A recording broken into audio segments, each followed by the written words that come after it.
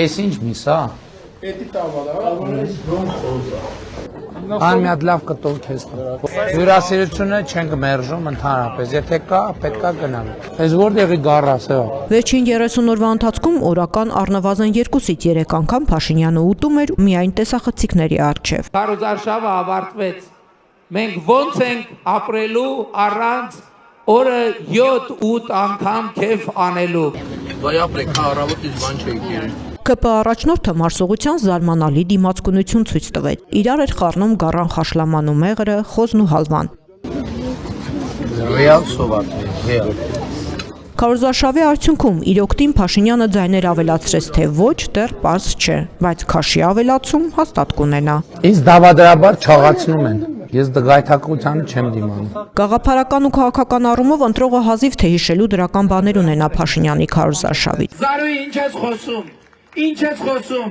Այ Ռոբերտին ու Սերժին ծախված ստակ չես էլ ամանչում, գետինը մտնես, դու անես ընդանապես, էժան, գնա վարդանիկին պաշտպանի։ Ելույթներում նա հիմնականում գոռգոռում էր։ Նախընտրական արշավը կառուցեց ոչ թե երկրի զարգացման ծրագրերի, այլ ընդդիմադիրների հասցեին հնչող վիրավորանքների ու մեղադրանքների վրա։ Ծախու ընդդիմություն եք եղել, դու, Լևոնը, Ռաֆին, Վազգենը, մյուսները։ Շրջանառության մեջ դրեց պատերազմի եռագլուխ կուսակցություն ձևակերպումն ու հայտարարեց պայքար Ռոբերտ Քոչարյանի, Սամվել Կարապետյանի ու Գագիկ Ծառուկյանի դեմ, իսկ ավելի ուշ նրանց լրտեսներ հռչակեց։ Կոտորակ, լրտեսական, կոտորակ,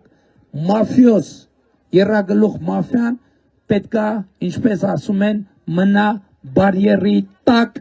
եւ նրանք նույնիսկ մի պատգամավոր ազգային ժողովում պետքա չունենան։ Թիրախավորման շրջանակը Փաշինյանն արագ ընդլայնեց ու հասավ ընդդիմադիր հայացքներ ունեցող քաղաքացիներին։ Մեկին քաշ քշեց, երկուսին կալանքի ուղարկեց, մեկի բերանը փակեցին, իսկ մյուսներին էլ լռեցնում էին Նիկոլ Վարչապետ վանկարկումներով, բարձր գոչերով ու ծափերով։ Չխնայեցին անգամ զոհված զինծառայողների հարազատներին։ Դե լավ տիկին հասկացանք, հա։ Բան չեք գնում ընդդիմության հարավակներին։ Չեք տանում,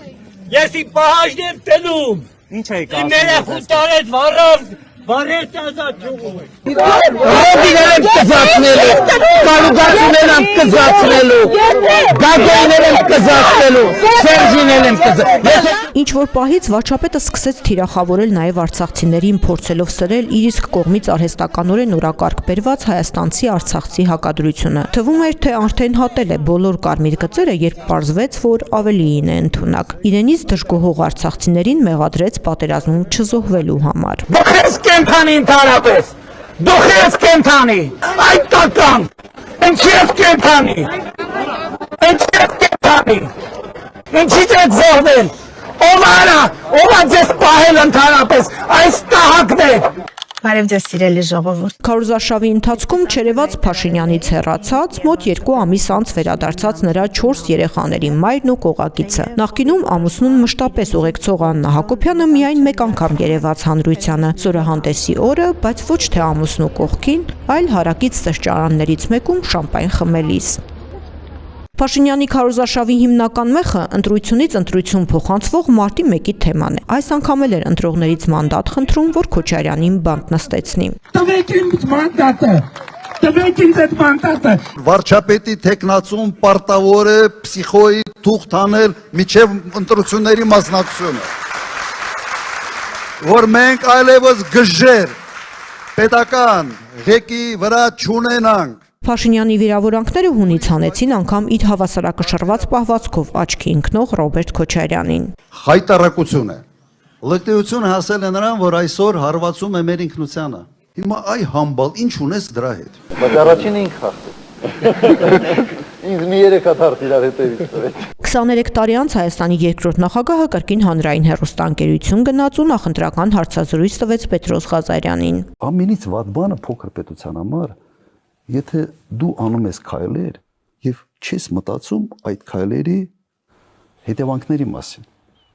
Իմ աչքիս առաջ ինչ որ անում է այսօր Նիկոլ Փաշինյանը, Սաակաշվիլու կրկն օրինակն է։ Սա մի քաղաքականություն է, որը ես ուղղակի մերժում եմ։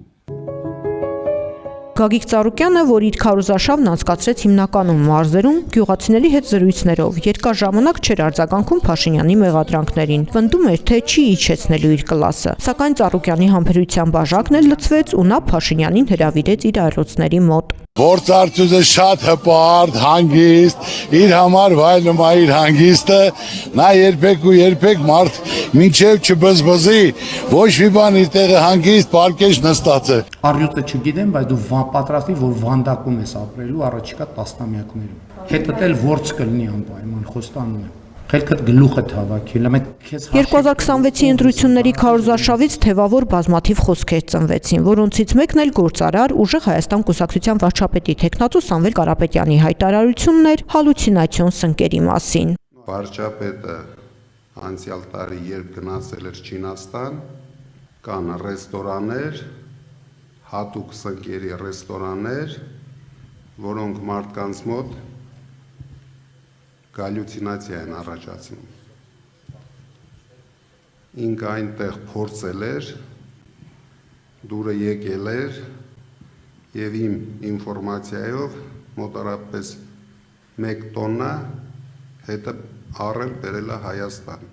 Տնային կալանքի տակ գտնվող Սամվել Կարապետյանը ընտրողների հետ հանդիպում էր իր առանձնատանը, ուժեղ Հայաստանի քարոզարշավում գերակշռում էր 300,000 թիվը, հայտարարում էին, որ ԿՊ-ի մնալու դեպքում Հայաստան կգան 300,000 ադրբեջանցիներ, իսկ իրենց ընտրվելու դեպքում կստեղծվի 300,000 նոր աշխատատեղ։ Սա քարագլուխ հրեշ է, որովհետև Փաշինյանի հայտարարած եռագլուխ կուսակցությունը Հայկ Մարությանը դարձրեց քարագլուխ Քոչարյան, Ծառուկյան, Կարապետյան եռյակին ավելացնելով Փաշինյանին։ Մարությանի քարոզարշավում գերակշռում էին հումորային հոլովակները։ Այդ կերպ նա հանրությանը ցույց էր տալիս, թե ինչպես են երեկվա հեղափոխականները վերածվել այն հրեշին, որի դեմ ժամանակին պայքարում էին։ Բայց Սերժին Քոչարյանին գոնե բռնեց։ Չէ, չբռնեց, բայց երեք մի հատ ուժեղ նախընտրական միտինգ արեց, ասեց, «Այս անգամ հաստատ բռնելու եմ»։ Ու մարդիկ հələ հավատում են։ Երեկը նենց ուժեղ խոսած, հայ ես էի հավատալու։ Բայց տարածքների հարցը ոչ լուծվեց։ Տարածքների հարցը լրիվ նորմալ է։ Երեք միջազգային հանրությունը Չարբախը ճանաչեց որպես մեր սուվերեն տարածք, հիմա Շենգավիթի հարցն է քննարկվում։ Այս տեսանյութը միջև վերջ կնայեք, համ լավ կծիծաղակ, համ էլ կտեսնենք մեր երկրում ԿՊ-ի անպատժելիությունը ինչ մակարդակի է հասել։ Արդարությունը գալիս է կարգախոսով ընտրաշավին մասնակցող մարդու իրավունքների նախկին պաշտպան Արման Թաթոյանի ընտրաշավը ուղեկցվում էր վարչական ռեսուրսի կիրառման մասին ապացույցների հրապարակումներով, ձայնագրություններ, որոնք սակայն իրավապահ կառույցների կողմից այդպես էլ ընթացք չստացան։ Քար լռություն, ոչ մի իրավական գործընթաց, սա խոսքը առերևույթ հանցագործության մասին է։ Ուրեմն ինչը տեղի ունենում, այս տիկինը նորից մի հատ ձայնագրություն է ուղարկում էլի նույն մանկապարտեզի տնօրեններին ու նորից այդ ձայնագրությունը երկրորդը ես հիմա հրապարակում եմ։ Բարի երեկո, հարգելի տնօրեններ։ Իմ ձայնագրությունը, որը ձեր կողմից փոխանցվել է Արման Թաթոյանին, այդ բառը չեմ ասում, ինձ թվում է արդեն հասկացաք ինչ արարք եք արել։ Բառը հարգելով իմ դաստիարակությունը չեմ կրկնում։ Ինչու ենք մենք այստեղ, ինչու ենք մենք մեր արշավը սկսել երասխից։ Պաշտպանիր ինքնությունդ կարգախոսով Լուսավոր Հայաստանը պայքարում է, որ Հայաստանը Հայաստան մնա։ Վահանը ձեռքներին Լուսավոր Հայաստանի թիմը գնում էր կոնկրետ վայր կամ կառույց ու բարձրաձայնում այդ ոլորտին առնչվող խնդիրները, առաջարկում իրենց լուծումները։ Մեր ազգի, մեր պետականության վերջին դարերի արդյունքում ձևավորված սիմվոլներն են եւ առաջին տեղում բնականաբար մեր զինանշանն է։ Այս քարոզարշավում Էդմոն Մարուքյանը ցուցադրեց նաև իր արտիստիկ հմտությունները։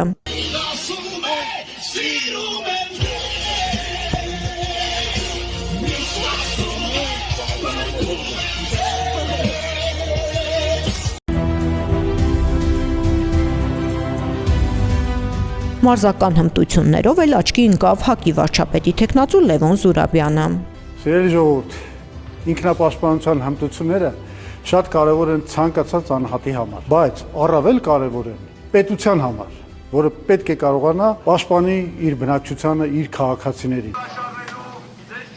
Ինքնատիպ քարոզարշավ արեց բոլորին դեմ եմ ուժը։ Մարվելի հերոսների հագուստով մի օր ջուր ծեծեցին, մի օր ցեխ նետեցին, հետո դիվան քշեցին, հանրային հեռուստաընկերության բանավեճին էլ պոպկորնով մասնակցեցին։ Իդեպ միակ ուժն է, որ վարչապետի տեխնացուն կին է, իրավապաշտպան Նինա Կարապետյանցը։